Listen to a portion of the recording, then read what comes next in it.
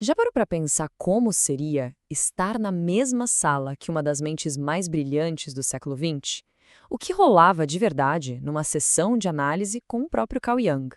Por muito, muito tempo, essas perguntas ficaram no ar. Mas olha, uma descoberta incrível abriu uma janela para a gente espiar esse mundo.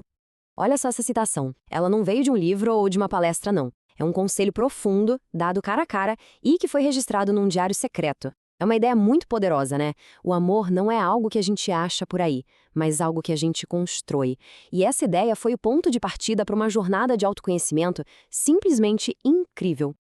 E essas palavras, assim como muitas outras, ficaram escondidas por décadas. Elas vêm de uma fonte super pessoal e raríssima, os Diários de Análise de Catherine Cabot. Ela é uma socialite americana que passou anos em terapia com Jung e, olha, ela documentou tudo, tintim por tintim. Então, a grande pergunta que fica é: o que esses diários revelam, afinal? O que a Catherine Cabot anotou sobre o homem por trás do mito? E sobre os métodos que ele usava para mergulhar nas profundezas da mente humana? Para a gente poder entender as sacadas do Jung, primeiro a gente precisa entender quem era a pessoa que estava ali, anotando tudo. Afinal, por que uma mulher com uma vida que parecia perfeita procuraria fazer análise? A vida da Catherine, ou Cathy, como a chamavam, parecia um conto de fadas, pelo menos por fora. Filha de um comandante da marinha, sabe? Ela cresceu naquele glamour entre Paris e Boston. Mas, por baixo dessa superfície, a história era bem outra. Já lá em 1915, ela teve uma crise de depressão pesada.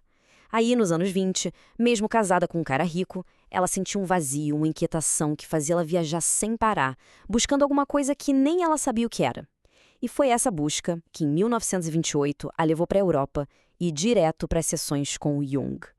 E aqui a gente vê a família no centro dessa história. A Catherine, o marido James e a filha Jane. A foto captura um momento que parece de calmaria, né? Mas por trás disso se escondia toda a agitação interna que levou a Catherine a procurar o Jung. A vida da Kate era isso, sabe? Um mundo de contradições. Por fora, festas e um maior glamour. Por dentro, um sentimento profundo de tédio e depressão.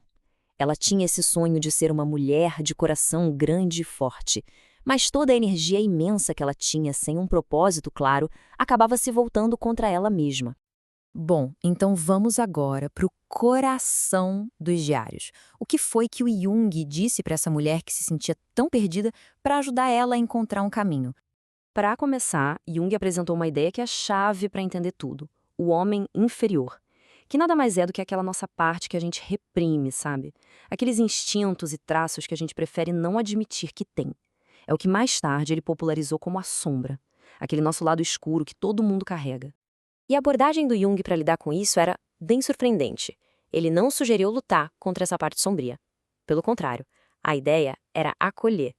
Nas palavras dele, era preciso trazer à tona o homem inferior, sentindo genuinamente pena de si mesmo. Era um convite radical à autocompaixão e não à autocrítica. A partir daí, o Jung ofereceu para Kate um guia prático para a autenticidade, quase um manifesto. Primeiro passo, identificar seu verdadeiro estilo de vida. Segundo, viver esse estilo com decisão. E o terceiro, que era o passo mais chocante para uma mulher da alta sociedade daquela época, era rejeitar a opinião dos outros. A citação que ela notou é dele mesmo. Que se dane, se não entenderem, podem perecer. A lição final era muito clara. Se preocupar com o que os outros pensam é, no fundo, falta de independência interior. Mas essa franqueza toda não ficava só nas sessões, não. Os diários da Kate Keres também acabaram revelando muito sobre o próprio Carl Jung como pessoa, com suas opiniões fortes e observações sobre o mundo sem filtro nenhum. Nas conversas deles, o Jung não tinha o menor problema em fazer umas generalizações culturais bem diretas. Ele descrevia os ingleses como uma raça dominadora com desprezo natural por tudo que é estrangeiro. Já os suíços, ele via como um povo mais modesto, com camponeses em suas camadas inferiores que se entediavam com toda aquela rigidez e elegância. E os comentários dele iam até para a política mundial, com análises psicológicas afiadíssimas. Uma vez, perguntaram o que aconteceria se Hitler, Mussolini e Stalin fossem trancados numa sala. Ele previu que o Stalin, por ser o único que realmente sabia o que queria, sairia por cima ficando com toda a comida e a água. E olha, nem os líderes aliados escapavam desse olhar crítico dele.